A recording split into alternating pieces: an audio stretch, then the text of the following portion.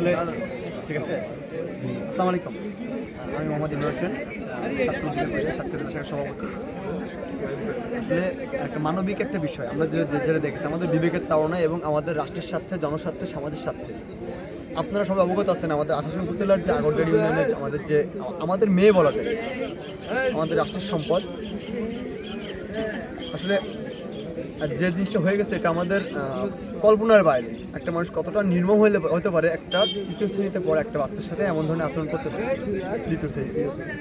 তো আমরা আসলে পূর্বে যেটা হয়েছে আমরা দেখেছি বা আমরা শুনেছি একটা মানুষের সাথে কতটুকু জঘন্যতম করে তাকে পা বেঁধে, হাত পা বেঁধে পুকুরে ফেলে দিয়ে তাকে হত্যা করা হয়েছে। একটা মানুষ কতটুকু মস্তিষ্কের বিকৃতি না হলে এমন ধরনের কার্যক্রম করতে পারে।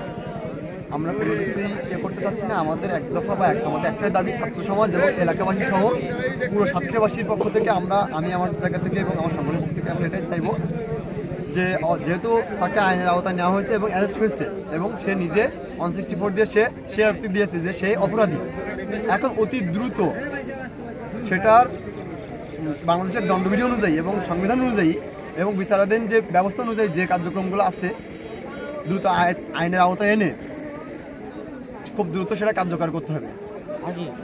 আমরা এই যে উপজেলাবাসী আমাদের এখানকার স্থানীয় লোকজন তার ফাঁসিকে দাবি জানাই, কারণ তার বাবা, যার জন্মদাতা বাবা, তার শরীরের অঙ্গ, সে তার শরীরের একটা অঙ্গ হারিয়েছে বলা যায়।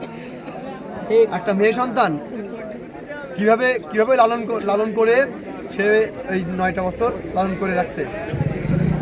এখন আমরা সাধারণ শিক্ষার্থী, আমরা সংগঠনের পক্ষ থেকে, আমরা এলাকাবাসী এবং তার বাবার পক্ষ থেকে, তার পরিবারের পক্ষ থেকে আমরা এটাই বলবো, আসামিকে অতি দ্রুত আইনের আওতায় এনে অতি দ্রুত তার যে আইন অনুযায়ী তার উপর যে ব্যবস্থা নেওয়া যাবে সেটা ফাঁসি হোক বা বাংলাদেশের যে দণ্ডবিধি অনুযায়ী সেটা খুব দ্রুত বাস্তবায়ন করতে হবে।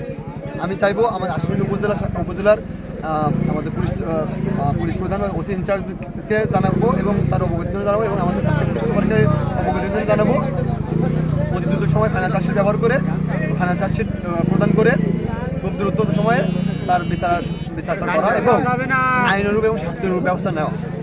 তা না হলে আমরা সাতক্ষীরাতে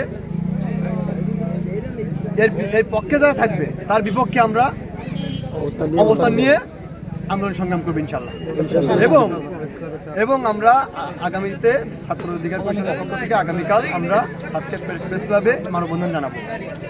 আমাদের একটাই দাবি, এই অপরাধী দৃষ্টান্তমূলক একটা শাস্তি যেন ভবিষ্যতে এমন ধরনের অপকর্ম এবং এমন ধরনের কুকর্ম করার মতো সাহস কারণ না হয়।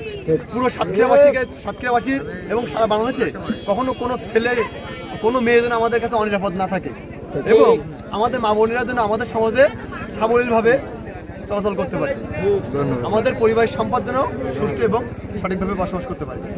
তো সবাই আপনাদের জায়গা থেকে সচেতন থাকুন, আপনাদের পরিবার দিয়ে খেয়াল রাখুন, কারণ আমরা কখনোই চাইবো না আমাদের এই যেটা ঘটে গেছে এমন ঘটনা কখনো দ্বিতীয়বার পুনরাবৃত্তি না হয়।